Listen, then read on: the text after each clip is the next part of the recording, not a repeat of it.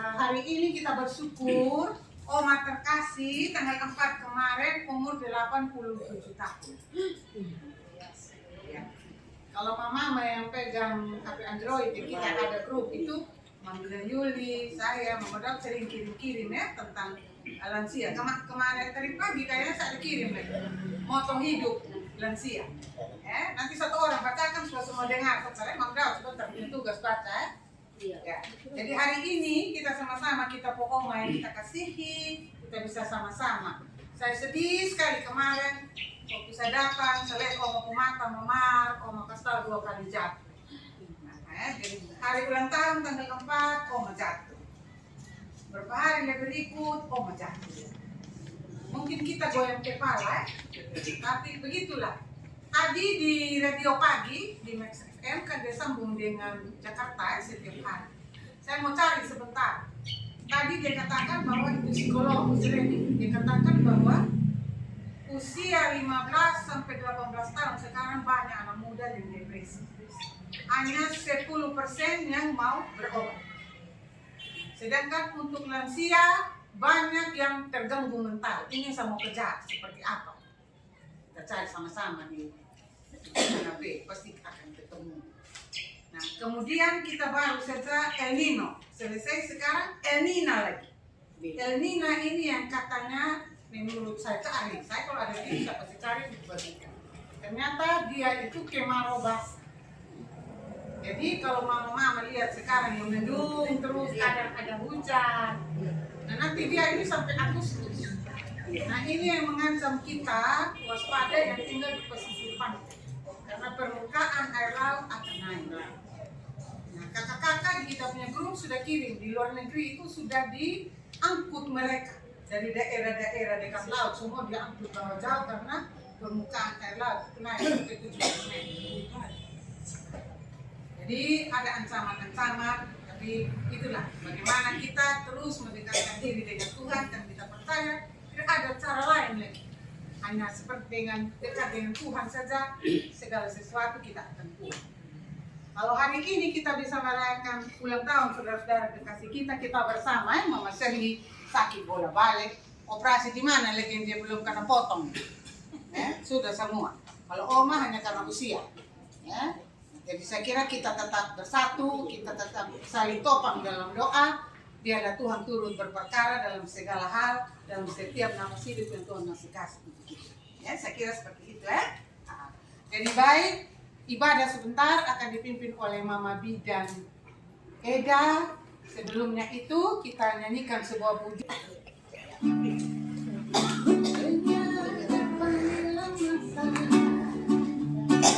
Semangat ya, bisa tepuk tangan, silakan. Dengar dia panggil nama saya, dengar dia panggil namamu, dengar dia panggil nama saya, juga dia panggil namamu. Dengar dia panggil nama saya, dengar dia panggil nama saya, dengar dia panggil namamu.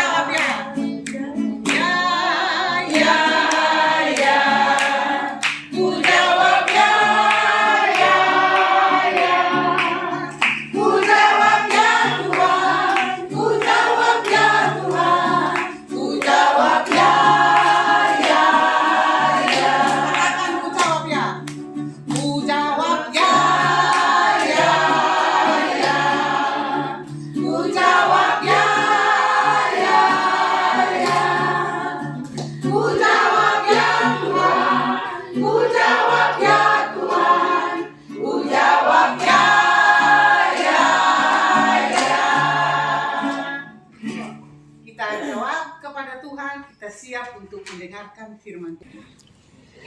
Matius 2 ayat 1 sampai dengan ayat yang 13.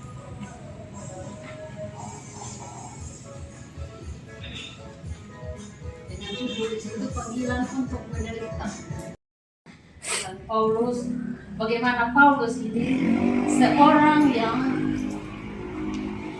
awalnya dia penjahat, dia pembunuh, penyiksa orang-orang Kristen zaman dulu yang baru dapat dan dia berniat ke Damsyik itu untuk pergi membunuh orang-orang di sedikit saya kupas tentang Paulus. Nah, pada perjalanannya kita tahu persis bahwa ketika dia menuju ke Damsyik, maka Tuhan datang menyatakan dirinya kepadanya. Katakan sini, Saulus, Saulus, siapakah engkau sebenarnya? Dia bertanya, saya ini yang dibilang engkau aniaya. Jadi kita tahu persis bagaimana si Paulus ini, yang pertama dia masih bernama Saulus, dialah yang menyiksa orang-orang Kristen pada awal dan mau membunuh semua, dan dia ingin berjalan ke Damsyik itu untuk pergi membunuh di sana, dan dia selalu menghambat pemerintahan Tuhan. Kita lihat dalam perjalanan di sana, dia ditegur oleh Tuhan. Dia diganti nama oleh Tuhan sendiri menjadi Paulus. Dia menjadi Paulus pada saat itu. Dan kita lihat dalam perjalanan itu dia bergumul, ya, Tuhan memanggil dia supaya dia jangan sampai pergi untuk menyiksa orang Kristen di sana. Itulah pekerjaan Tuhan. Jadi Tuhan itu kalau mau seseorang itu dia tidak pernah pandang latar belakang orang. Saulus yang begitu jahat, tapi dia mau pakai Paulus. Kalau kita mau pikir, masih banyak orang-orang. Kenapa? Pasti kalau kita mau lihat dari sini, Tuhan itu begitu senang dengan orang-orang seperti itu, ya. Jadi kalau kita lihat di sini, di dalam pekerjaan itu Tuhan berubah dia sampai dia yang memberitakan Injil lagi. Jadi orang-orang di Damsyik juga pada waktu itu heran, dia ini dia biasa aniaya orang-orang Kristen, siksa orang-orang Kristen, kok tiba-tiba dia menjadi seorang yang pergi penginjilan lagi tentang nama Kristus. Di situ orang-orang di Damsyik waktu itu. Tapi kita lihat itulah pekerjaan Tuhan itu luar biasa. Dia tidak pernah melihat latar belakang siapapun. Kalau jahat seperti apapun, kalau yang hari ini dia mau itu. Nah, inilah dia. Dan jadi pada saat ini adalah surat yang disampaikan oleh setelah Paulus ini dipenjarakan karena dia memberitakan Injil. Dari dalam penjara ini dia menyampaikan surat untuk anak rohaninya Timotius. Di dalam suratnya ini ada berisi tentang panggilan untuk ikut menderita. Jadi seseorang yang dipanggil Tuhan itu, Tuhan tidak menjanjikan supaya enak-enak saja, mulus-mulus saja kita hidup. Tetapi Tuhan sudah sampaikan lewat Paulus ini bahwa ada penderitaan. Jadi dia di dalam penjara Paulus ini, dia mengingatkan kepada Timotius, menyampaikan suratnya itu bahwa karena dia sudah tahu bahwa mereka-mereka ini yang dalam penginjilan ini pasti akan disiksa, pasti akan mendapat masalah-masalah, pasti akan mendapat tantangan dari orang-orang saat itu. Nah, yang kita lihat di sini adalah apa? Memang dia sampai di sana, di Damsyik. Suratnya ini sampai kepada Timotius, mengingatkan Timotius supaya dia tetap kuat. Jadi satu hal yang kita lihat di sini bahwa bagaimana Paulus ini satu orang yang sangat bertanggung jawab. Walaupun dia sudah dibelenggu hanya karena penginjilan, jadi dia menginjil itu bukan, dia di penjara itu bukan karena dia berbuat jahat yang lain lagi, tapi hanya karena penginjilan, karena nama Kristus. Berkunjung, muridnya sudah pasti ada juga yang datang berkunjung, orang dari sana yang pergi datang berkunjung, jadi dia bisa menyampaikan yang luar biasa. Dia bilang di sini, sebab itu anakku, jadilah kuat oleh kasih karunia dalam Kristus. Apa yang telah engkau dengar daripadaku, dayai dan juga cakap mengajar orang lain. Jadi di situ maksud surat ini adalah supaya Timotius ini tidak berhenti di situ saja, tetapi terus dia harus menjadi kuat dalam menghadapi tantangan. Juga dia terus menyampaikan pemberitaan itu. Jadi tidak cukup sampai sebatas Timotius saja. Nah, itu hal yang luar biasa kalau kita lihat sini. Sikap Paulus ini sangat luar biasa sekali. Saya kalau bayang-bayangkan sampai saya rasanya mau menangis. Bagaimana ini dalam penjara yang sudah tersiksa setengah mati, sempat-sempatnya dia memperingatkan Timotius, karena Timotius ini anak rohaninya selama dia penginjilan. Nah, itulah yang membuat saya. Kemudian kita lihat terus di sini di sini juga diumpamakan sebagai seorang prajurit. Jadi memang bagaimana supaya Timotius ini menghadapi semua itu dengan seperti itu, sebagai seorang prajurit itu tuh memang dia tidak boleh lihat sini, lihat sana. Kalau dia mau prajurit, mau maju sudah. Tidak perlu lagi harus mengindahkan yang lain-lain lagi. Itu yang dia sampaikan di sini. Kemudian dia bilang juga kalau sebagai olahragawan, saya kira olahragawan, pemain-pemain kita itu berjuang. Jadi mereka itu dengan segala kewaspadaannya. Saya ikuti terus. Kalau mereka sudah lihat musuh itu dekat, dia langsung. Mereka itu langsung cepat sekali kembali ke posisi mereka ini. Jadi memang itu seperti di sini saya baca ini kurang bilang ada orang kawan dia harus berjuang. Jadi memang betul bagaimana orang membaca itu kelemahan lawan, bagaimana membaca trik lawan, dia maju. Kemudian dia mundur lagi secepatnya mundur. Jadi mereka tidak ada yang kosong di belakang itu. Jadi yang Paulus mau ingin sampaikan sama Timotius supaya dia bertindak seperti itu. Sebagai seorang prajurit, sebagai seorang olahragawan, dia harus tetap berhati-hati, tetap harus memakai peraturan yang berlaku. Juga di sini dia bilang bahwa sebagai seorang petani, yang dia harus berburu merasakan apa yang hasil usahanya. Jadi seorang petani, dia kerja dulu betul-betul, baru dia hasilkan bisa dapat makan usaha. Kemudian di sini dalam firman Tuhan juga diingatkan bahwa karena itu aku sabar menanggung semua. Ingatlah ini, Kristus Yesus yang telah bangkit dari antara orang mati, yang telah dilahirkan sebagai keturunan Daud, yang telah diberitakan dalam Injil itu. Karena pemerintahan Injil inilah aku menderita, malah dibelenggu seperti seorang penjahat, tetapi firman Allah tidak terbelenggu. Jadi ada dua hal yang kita lihat di sini, bahwa Paulus ini walaupun dia dalam penderitaan, dalam siksaan, tapi yang dia ingat bahwa dia mengingatkan anak rohaninya supaya dia harus tetap kuat, dia tetap harus berjuang untuk menjalankan misi Allah ini. Nah, kemudian kita lihat di sini dia bilang, aku dipenjarakan karena Injil Kristus. Tapi kita bilang, memang aku dipenjarakan, tapi firman Allah tidak dibelenggu, tidak terbelenggu. Nah, ini yang luar biasa kalau kita lihat dari Paulus. Dia punya tanggung jawab terhadap anak rohaninya, supaya anak rohaninya kuat di dalam menghadapi segala sesuatu tantangan yang akan dihadapi, karena itu sudah pasti, karena Paulus sendiri sudah dahulu merasakan penderitaan itu. Karena itulah sehingga dia dipenjarakan. Nah, kemudian di sini dia bilang bahwa Paulus mengingatkan juga bahwa firman Allah tidak terbelenggu, walaupun dia dibelenggu, tapi firman Allah tidak terbelenggu. Jadi dia meyakini bahwa Tuhan punya rencana tertentu, walaupun dia dalam penjara. Ternyata kalau kita baca dalam ayat selanjutnya bahwa karena itu aku sabar menanggung semuanya itu bagi orang-orang pilihan Allah, supaya mereka juga mendapat keselamatan dalam Kristus Yesus dengan kemuliaan yang kekal. Berarti di sini dia merasakan bahwa dia dipenjarakan itu ada rencana Tuhan yang indah, karena Tuhan juga masih menyayangi juga orang-orang yang dalam penjara ini juga perlu diinjili. Jadi dia merasa bahwa dia di dalam penjara, dia tidak merasa lagi bahwa itu satu siksaan untuk dia, tapi dia merasa bahwa itu ada misi Allah untuk dia, untuk menyampaikan Injil. Karena dia bilang di sini bahwa mereka juga membutuhkan keselamatan. Saya yakin dan percaya ketika pada waktu dia di dalam penjara, dia terus menjalankan kelinjilan.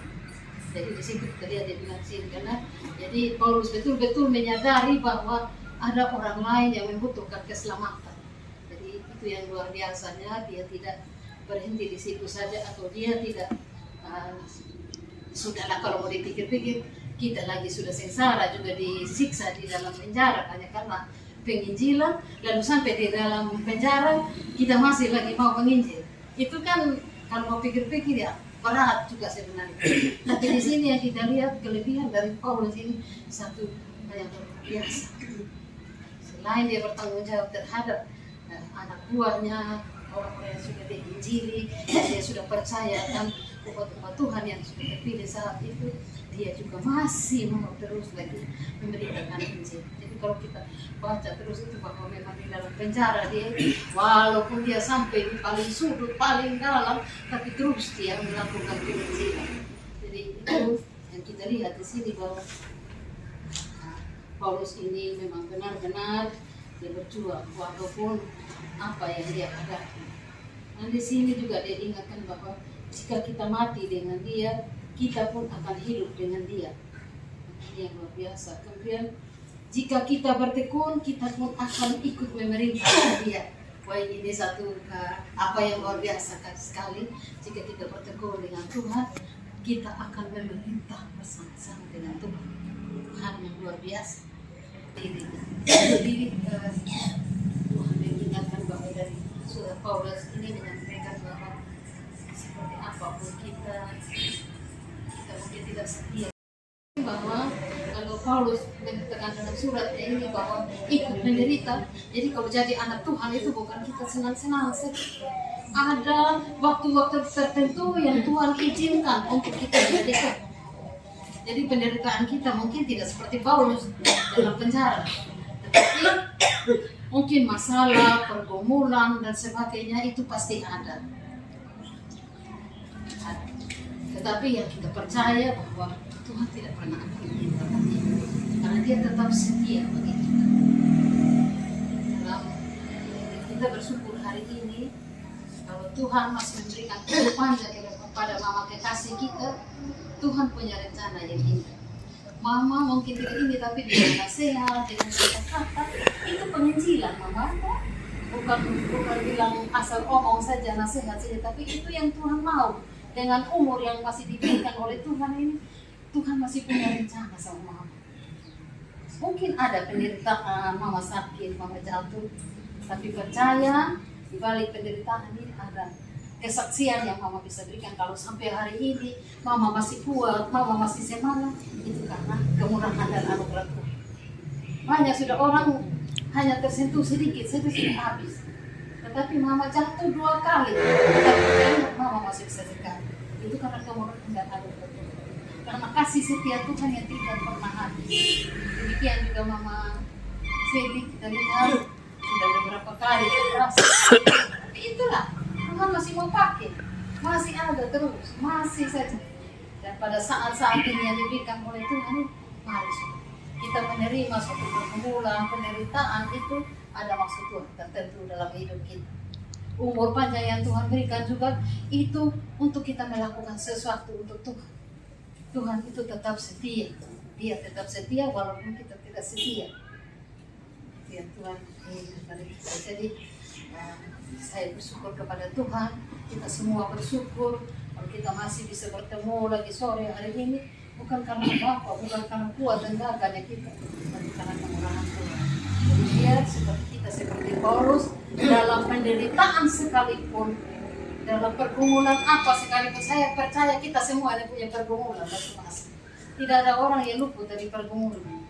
Apapun kita punya pergumulan, tidak pernah sama dengan Paulus. Tapi pergumulan kita itu berbeda-beda dengan cara yang berbeda-beda. Saya juga pergumulan Papa Ongki sakit, tapi kadang-kadang dia bilang, kenapa ini tidak sembuh-sembuh? Saya bilang jangan terlalu bersyukur dengan apa yang ini. Kalau tidak seperti ini, kita mungkin tidak bisa merubah sesuatu yang buruk dari hidup kita. Saya selalu menguatkan, saya bilang percaya, bersyukur. Kalau suruh mengeluh bersyukur saya.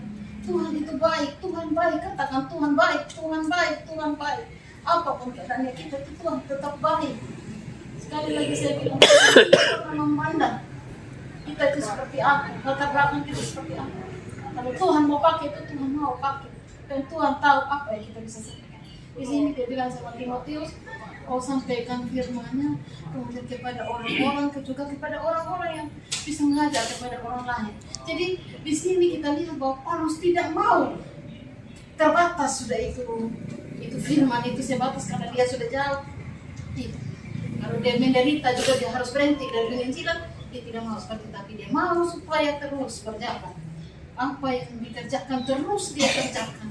Dia tidak pernah putus asa, dia harus tetap kuat. Menderita sekalipun harus tetap kuat. Dan ini sudah dilakukan oleh Paulus, dan ini sebagai bukti ini dan ini. Dia sudah contohkan kepada Timotius supaya Timotius tetap kuat. Nanti firman Tuhan juga datang kepada kita. Apapun kita, mungkin kita tidak langsung seperti saya bilang berkhotbah yang istimewa, tetapi dengan kesaksian sakit-sakit macam Mama Serdi baru sekarang Mama Serdi bisa segar. Nah itu Mama Serdi perlu menyaksikan kepada orang lain. Itu yang Tuhan mau. Jadi tidak putus Mama Serdi yang menerima berkat dari Tuhan, tetapi bagaimana kita menceritakan tadinya saya sakit seperti ini, tapi karena kemurahan Tuhan, kebaikan Tuhan, kebeliharaan Tuhan, saya masih ada sebagaimana saya ada ini. Jadi saya kira ini firman Tuhan menguatkan kita, bahwa kita semakin lagi terus mencari Tuhan, kita berharap kepada Tuhan karena Dia Bapa yang sangat setia bagi kita. Jadi biarlah di usia-usia yang Tuhan masih berikan ini mama saya, mama terus saja berharap kepada Tuhan. Penderitaan itu sudah menjadi bagian kita, tetapi tidaklah ada kekuatan yang Tuhan berikan. Mama saya ada kekuatan yang Tuhan berikan. Apapun penderitaan yang kita alami, ada kekuatan yang Tuhan berikan. Jadi mama yang bisa saya sampaikan dalam firman Tuhan dari sore hari ini kiranya pesanan-pesanan Paulus ini tidak hanya terbatas kepada Timotius supaya dia membatasi diri oleh karena keadaan siksaan pergumulan, tapi dia terus semangat di dalam Tuhan. Dan biar ini kita juga diikuti teladan-teladan yang diberikan oleh hamba Tuhan. Dan Tuhan memberkati kita dan terus menguatkan kita, apapun pergumulan kita harus tetap marah di hadapan Tuhan. Tidak ada pertolongan lain selain pertolongan dari Tuhan. Saya bilang sama Pak Ongki, mau dokter hebat seperti apapun, dia tidak bisa. Tetap ada kekurangan. Tetapi kalau Bapak kita, Pak yang sungguh setia, dia masih bisa kasih kekuatan sampai saat ini. Itu semua karena kekuatan dari Tuhan. Jadi biarlah kita dikuatkan oleh firman Tuhan hari ini.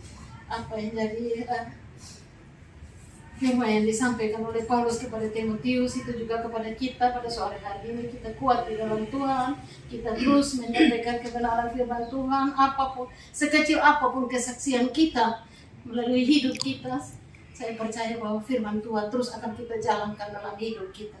Kiranya Tuhan memberkati dan menguatkan kita semua. Terima kasih, shalom untuk kita semua.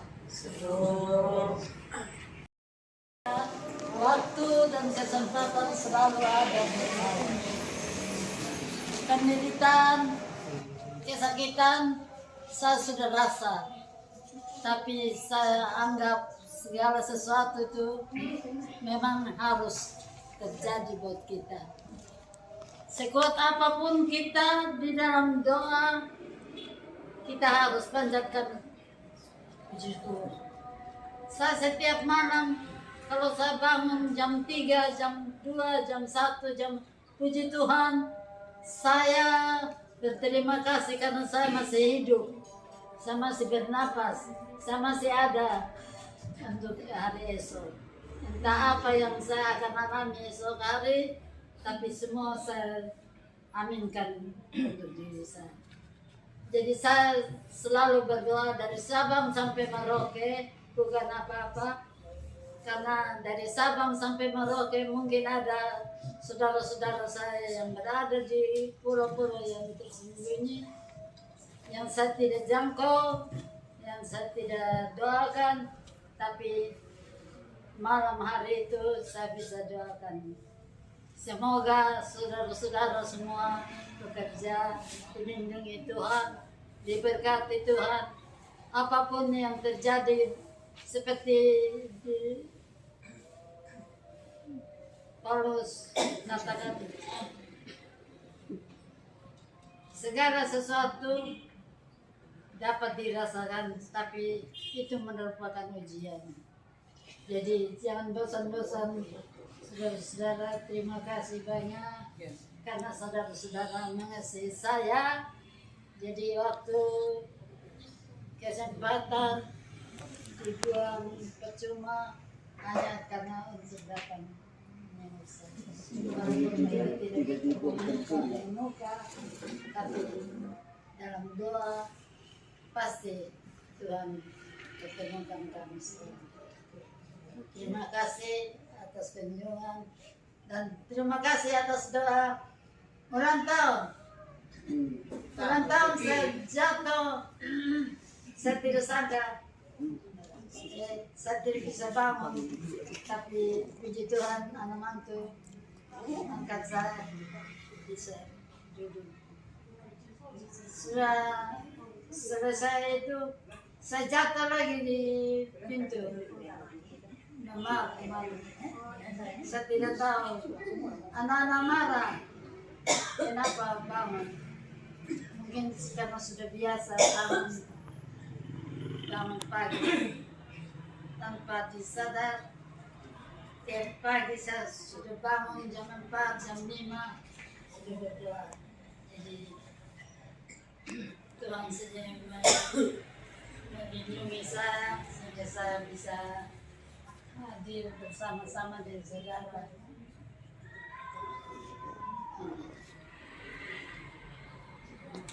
Jadi terima kasih banyak atas kesempatan. Mudah-mudahan masih ada waktu lagi untuk saya. Tidak di hari ulang tahun, tapi di hari yang akan datang saya masih diberi kesempatan.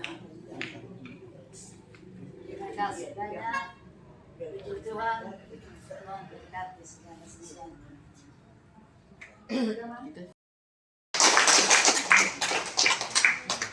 Sehat-sehat selalu. Kerja untuk Tuhan sungguh manis ya. Amin. Terima kasih. Kerja untuk Tuhan tidak akan sia-sia. Mau dapat door prize. Tujuh dia kasih, bisa. Dapat door prize. Ada rahasia. Rahasia. Ya, bukan kita pulang. Bukan pulang. Tidak pulang. Duduk bapak atau berdiri bapak. Ya. Tunggu amat, bilang. Ya. 7. Mise. Oh, mise nih. Cium mama. Cium mama. Tolong atau berdiri bapak baru masuk. Panjang umur. Tambah umurnya, bukan umurnya. Ya. Jadi ceritanya ini kita sambil menyanyi, nanti sambil mereka di koma, baru bertiga tiup ya.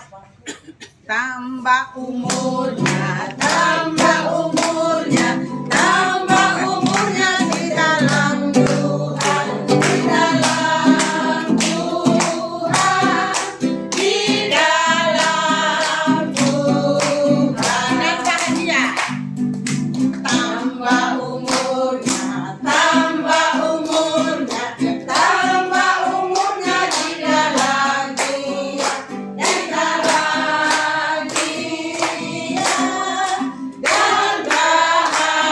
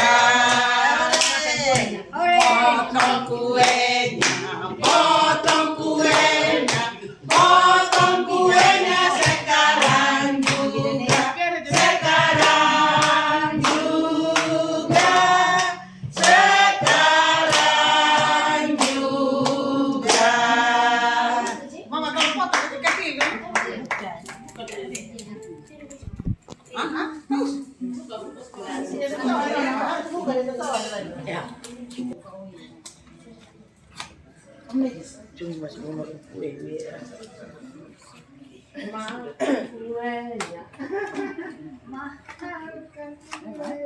Ini kasih yang tidak pernah terbatas. Amin. Sampai saya bisa keluar dari mata. Amin. Kasih yang tidak pernah pudar buat diri saya. Ada semua. Ada di rumah. Belum tahu.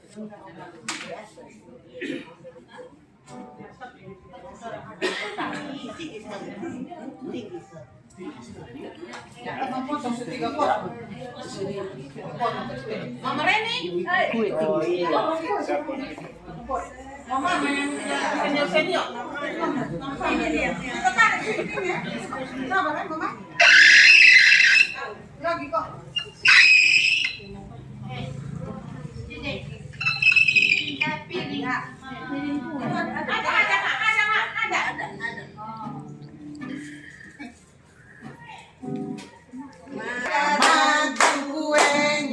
Makan kuenya sekarang juga, sekarang juga,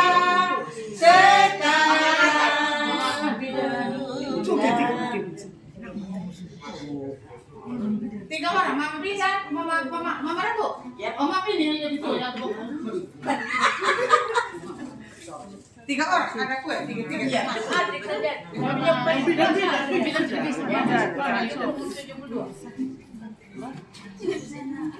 Kasih suap.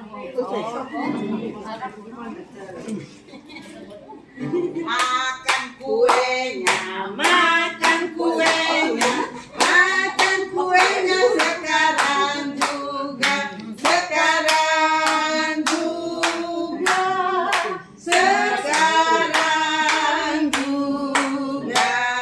Kenapa terus bidan kita makan ini?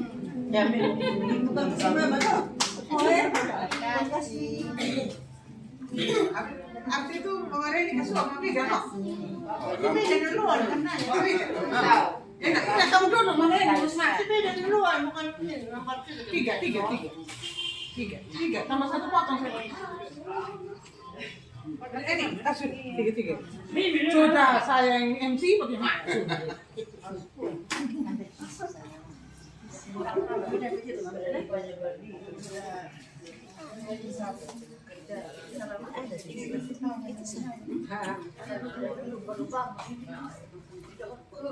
Makan kuenya, makan kuenya sekarang juga, sekarang juga, sekarang juga.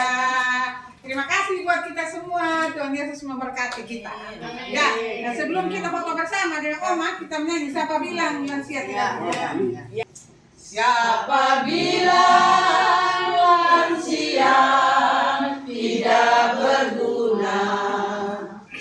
Bangun pagi, sembahyang, Quran anak cucu. Siapa bilang lansia hanya biasa? Meskipun tua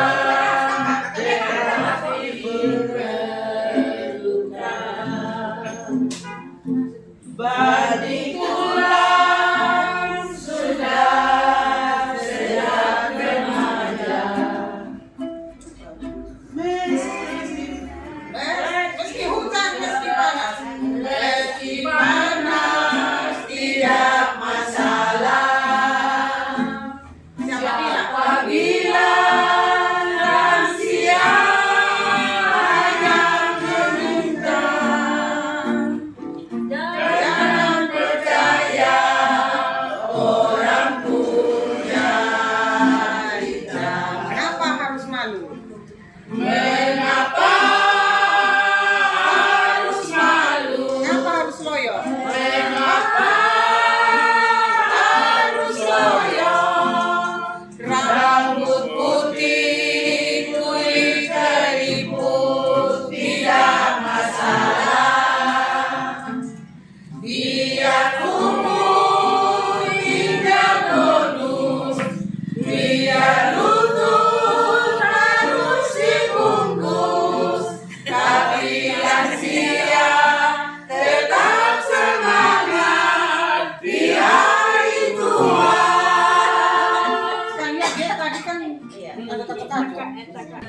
Siapa bilang lansia tidak berguna? Bangun pagi sembahyang doa tujuh.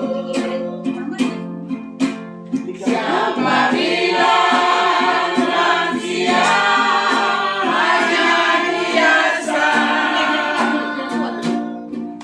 Meskipun dua tetapi berguna.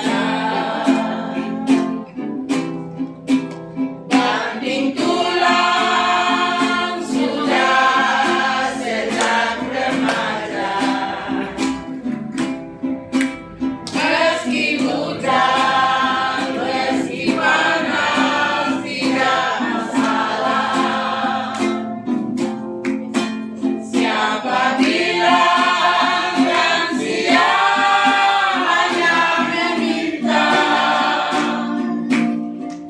Jangan percaya orang punya tidak. Mengapa harus malu? Mengapa harus loyo?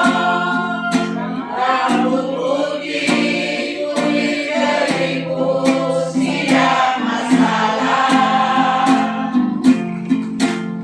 Lihat umur, indah bonus. Lihat lutut, harus dibungkus. Tapi rahasia, tetap semangat di hari tua. Lihat umur, indah bonus. Lihat lutut, harus dibungkus. Tapi rahasia, tetap semangat di hari tua.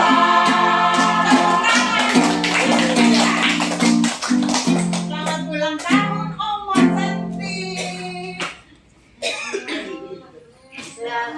Ya Oma saya buka tutup bilang. Sehat seperti Oma. Yakin Selamat ulang tahun. masing-masing. Terima kasih. Kita apa diri foto dulu deh Oma dong ya. Maksudnya foto jangan bang. Kenapa nyesaknya? Ini tolong foto gitu gue. Oma yang di rumah semua tolong deh dulu Oma kita mau kasih makan kue. Oma saya mau ada deh kada Oma. Ina macam di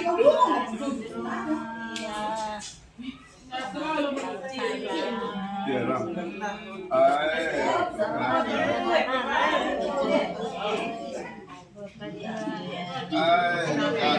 Adi dulu situ nak.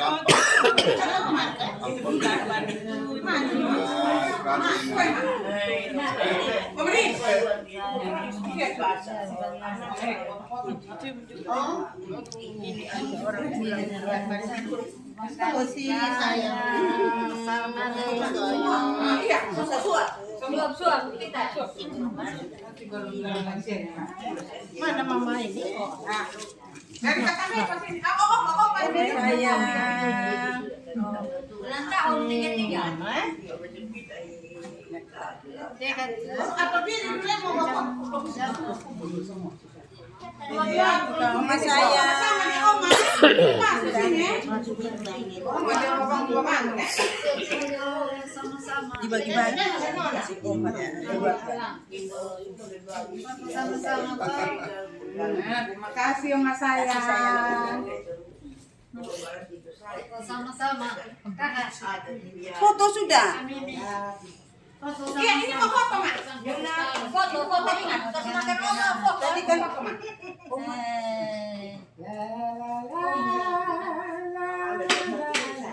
Ya, foto. Sayang. Oma, mari Oma. Kakak diri mau foto. Duduk deh ke Oma. Santi. Ma, Semua sudah. Sudah kita foto dulu. Nanti makan kapan? Kita foto. Ya. Kita foto ganti-gantian ya toh. Tidak, dulu sudah. Adi sini. Dari belakang sini. Halo. Balik ke sini. Ma, foto ma. Masuk ma. Ma, masuk bisa sini. Ma bisa ma. Buka topi. Buka topi mana? Iya, buka topi. Jadi kan pakai topi. Mama pindah sini di kami. Ini. Mama pindah sini.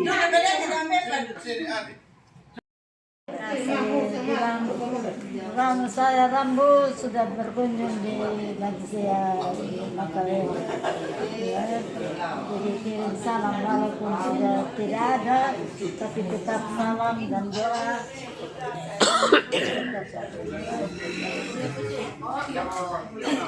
Salam buat dia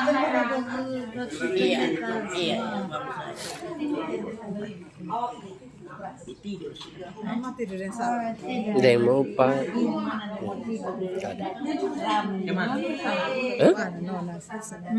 Mama pa po. tunggu dulu. Di rumah.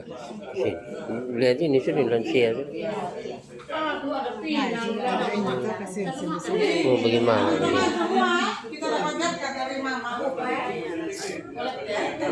Kasih banyak. Itu teman saya. Sakit kok itu. Nanti jemput saja. Capek sudah, Oma? Capek sudah? Ini kawan-kawan belum pulang bagaimana?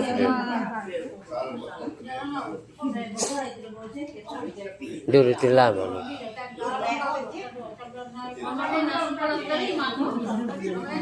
Dulu itu lama nih.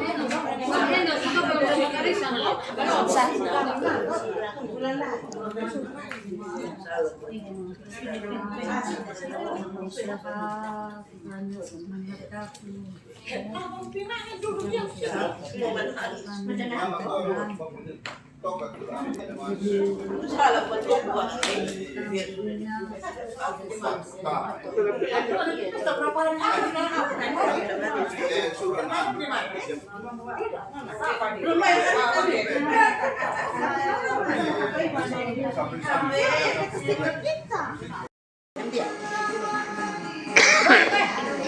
Anting dah kali.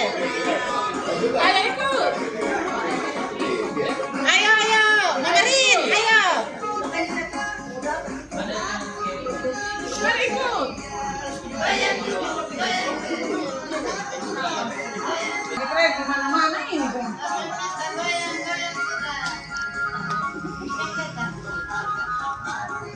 Masih goyang. Kita sudah di everyday kan. Oh, sudah. Masih ikut ya? Kan dari rumah sakit ini. Oh, yang baru-baru ini. Tiga koyang lagi. Kau yang ini kaki ini. Ini sudah ini. Mana pala? Biar siapa Ram? Biar siapa Ram? Oh. Ada.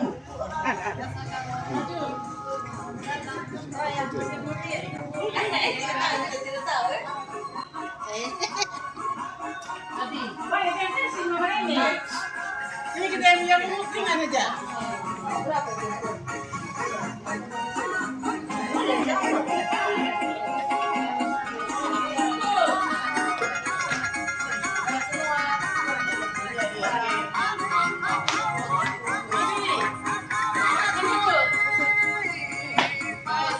Ya, Mam sayang.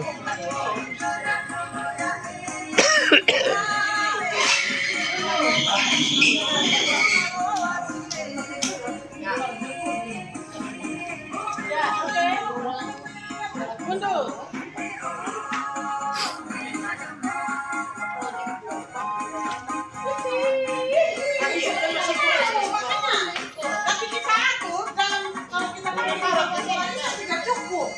Ini kita belajar ini. Kan